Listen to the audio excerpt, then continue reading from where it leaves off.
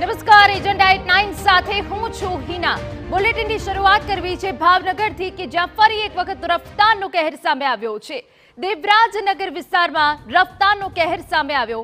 બેફામ કારે શહેરના મેયરની સરકારી કાર સાથે અકસ્માત સર્જ્યો હોવાની વિગત છે।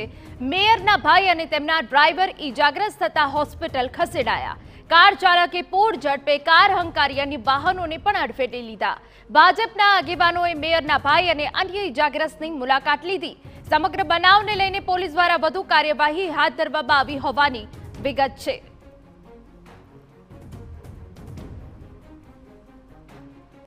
તો દેવરાજનગર વિસ્તારમાં રફતારનો કહેર સામે આવ્યો છે।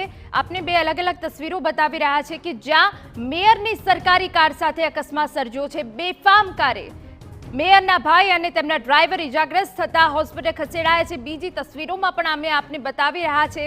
કાર ચાલકે પૂર ઝડપે કાર હંકારી અન્ય વાહનોને પણ અડફેટી લીધા, જેમાં મેયરની સરકારી કાર પણ હતી। ભાજપના આગેવાનોએ મેયરના ભાઈ અને અન્ય ઈજાગ્રસ્તની મુલાકાત લીધી હોવાની વિગતો છે। તો આપને જણાવી દઈએ કે જ્યાં વારંવાર રાજ્યમાં રફતારનો કહેર સામે આવતો હોય છે ત્યારે આ સમગ્ર ઘટના બની છે। અમારા સંવાદદાતા અજીત ગઢવી વધુ વિગતે વાત કરવા જોડાયા છે। અજીત, આખરે આ વ્યક્તિ કોણ હતો કે જેને બેફામ કાર હંકારી છે, શું વિગત?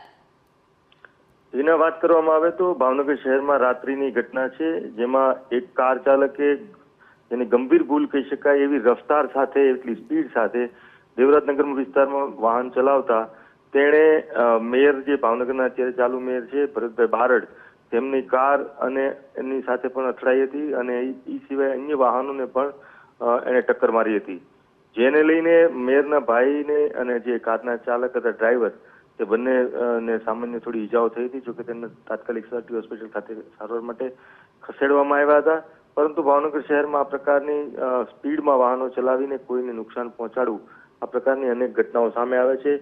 જોકે સદનસીબે મેયરને કશું થયું નહોતું અને સ્થાનિક વ્યક્તિ કોણ હતો તેની રાત આ ઘટનાની તુરંત પોલીસને જાણ થતાં પોલીસે પણ તપાસ શરૂ કરી છે। વધારે વિગતો સ્થાનિક વિસ્તાર નજીકનો વ્યક્તિ હોવાનું પણ સામે આવેલ છે। આ ઘટનાની અંદર મોટી કોઈને ઈજા થયેલ નથી, પરંતુ બેફામ ગાડી ચલાવીને અન્ય વાહનોને નુકસાન કર્યું છે। મેયરની ગાડીનું નુકસાન થયું છે, 2 લોકો ઈજાગ્રસ્ત થયા છે। આ સમગ્ર ઘટનાની લોકોને જાણ થતાં ખાસ કરીને ભારતીય જનતા પાર્ટીના આગેવાનો અને ભરતભાઈ મેયર છે તેમના મધર, એમના માતાનું અવસાન થયેલ છે અને 12 દિવસ પૂર્ણ થયા હવે ગઈકાલે, ત્યારે જ આ ઘટના બનવા પામી હતી।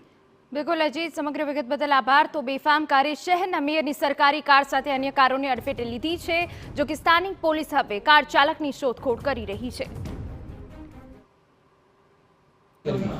કે કોઈને ડ્રાઈવરને જેણે હાકી છે એને નુકસાન થાય, પણ કોઈ પરિવાર આવું પગલું ન ભરે, આવી રીતે કોઈ શીખવા માટે થઈને વગર કોઈ ટ્રાય કરે, લાયસન્સ વગર કોઈ આવી ડ્રાઈવ કરે, સ્કૂલમાં શીખવા જવું જોઈએ।